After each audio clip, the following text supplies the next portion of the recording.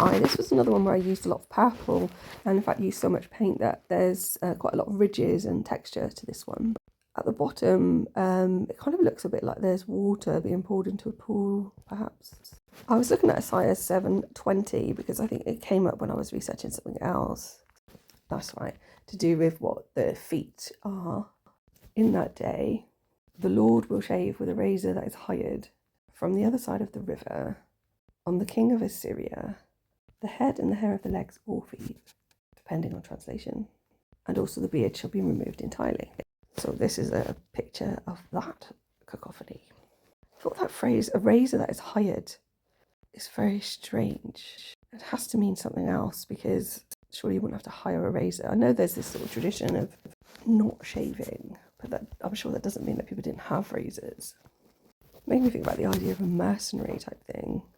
So I think the idea of cutting off hair, the association that I read about was that it's the idea of disgrace, and or something that happens as part of a priestly ritual.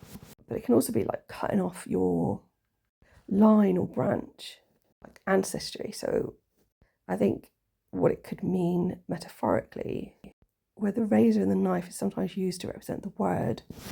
On that day, someone will prophesy, speak, or write someone out of a line of inheritance, or write themselves into, maybe. But you've missed me talking absolute bollocks, haven't you?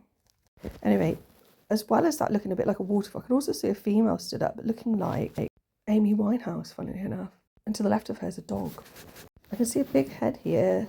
Can't quite tell if the person is sort of leaning down on their forearms or something. It looks like a big beast, top left. Not sure what I was seeing here when I took the picture, but I quite like it. I see a couple of characters here. Someone with a really skinny neck right in the middle with a purple face. A really tall lizard here, taking up most of this side of the page. When it's turned to the side, there's a character here reaching out an arm. Not quite sure what creature they are. This looked a bit like a bird to me with a funny headdress.